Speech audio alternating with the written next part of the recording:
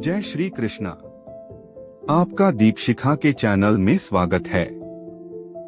श्रीमद् भगवत गीता अध्याय 11 भाग 3 न तु मा शक्यसे द्रष्टुम नैनैव स्वचक्षुषा दिव्यं ददामि ते चक्षुः पश्य मे योगमैश्वरम्।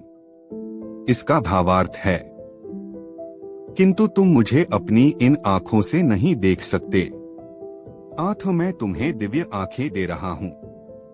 अब मेरे योग ऐश्वर्य को देखो। इसका तात्पर्य है, शुद्ध भक्त कृष्ण को उनके दोभुजी रूप के अतिरिक्त अन्य किसी भी रूप में देखने की इच्छा नहीं करता।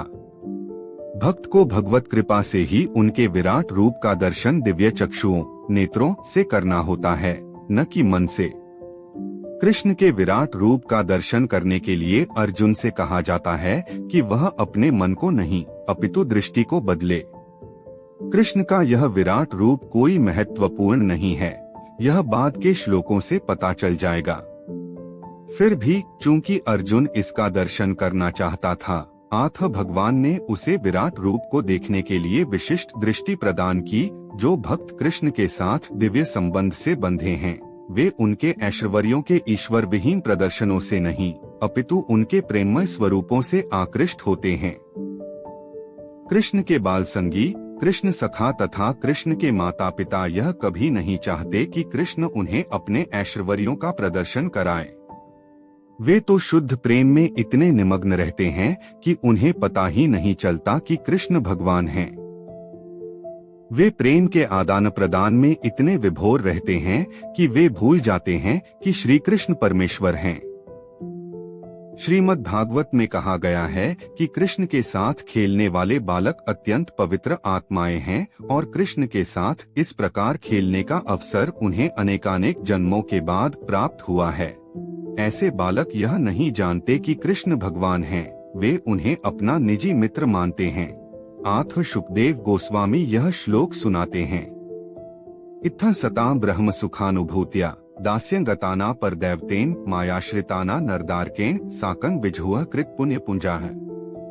यह वह परम पुरुष है जिसे ऋषिगण निर्विशेष ब्रह्मा करके मानते हैं, भक्तगण भगवान मानते हैं और सामान्य जन प्रकृति से उत्पन्न हुआ मानते हैं। ये बालक जिन्होंने अपने पूर्व जन्मों में अनेक पुण्य किए हैं, अब उसी भगवान के साथ खेल रहे हैं।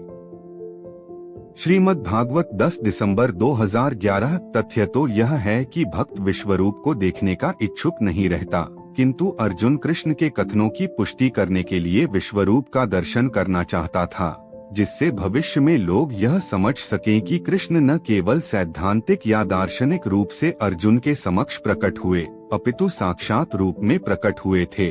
अर्जुन को इसकी पुष्टि करनी थी, क्योंकि अर्जुन से ही परंपरा पद्धति प्रारंभ होती है। जो लोग वास्तव में भगवान को समझना चाहते हैं और अर्जुन के पद चिन्हों का अनुसरण करना चाहते हैं, उन्हें यह जान लेना चाहिए कि कृष्ण न केवल सैद्धांतिक रूप में अपितु वास्तव में अर्जुन के समक्ष परमेश्वर के रूप में प्रकट हुए। भगवान ने अर्जुन को अपना विश्वरूप देखने के लिए आवश्यक शक्ति प्रदान की, क्योंकि वे जानते थे कि अर्जुन इस रूप को देखने के लिए विशेष इच्छुक न था, जैसा कि हम पहले बतला चुके हैं। संजय उवाच एवमुक्त्वा ततो राजन महायोगेश्वरो हर्यः दर्शयामास पार्थाय परम रूपमैश्वरम्। इसका भावार्थ है, संजय ने कहा, हे राजा, इस प्रकार कहकर महायोगेश्वर भगवान ने अर्जुन को अपना विश्वरूप दिखलाया। अनेक वक्त्रन्यन्मनेकाद्भुत दर्शनम अनेक दिव्याभरण दिव्यानेकोद्यतायुधम दिव्यमाल्याम्बरधरण दिव्यगंधानुलेपन सर्वाश्चर्यमेन देवमनंतं विश्वतोमुखम। इसका भावार्थ है, अर्जुन ने इस विश्वरूप में असंख्य मुख, असंख्य नेत्र तथा असंख्य आश्चर्यमय दृश्य देखे। यह रूप अनेक दैवी आभूषणों से अलंकृत था और अनेक दैवी हथियार उठाए हुए था। यह दैवी मालाएं तथा वस्त्र धारण किए थे और उस पर अनेक दिव्य सुगंधियां लगी थीं। सब कुछ आश्चर्यमय, तेजमय, असीम तथा सर्वत्र व्याप्त था। इसका तात्पर्य है, इस दोनों श्लोकों में अनेक शब्द बारंबार प्रयोग हुआ है, जो यह सूचित करता है कि अर्जुन जिस रूप को देख रहा था उसके हाथों, मुखों पावों की कोई सीमा न थी। ये रूप सारे ब्रह्मांड में फैले हुए थे, किंतु भगवत कृपा से अर्जुन उन्हें एक स्थान पर बैठे बैठे देख रहा था। यह सब कृष्ण की अचिंत्य शक्ति के कारण था। दिवि सूर्यसहस्रस्य भवेद्दीप्तदुत्थिता यदि भाः सदृशी सा स्याद्भासस्तस्य महात्मनः। इसका भावार्थ है, यदि आकाश में हजारों सूर्य एक साथ उदय हों, तो उनका प्रकाश शायद परम पुरुष के इस विश्वरूप के तेज की समता कर सके।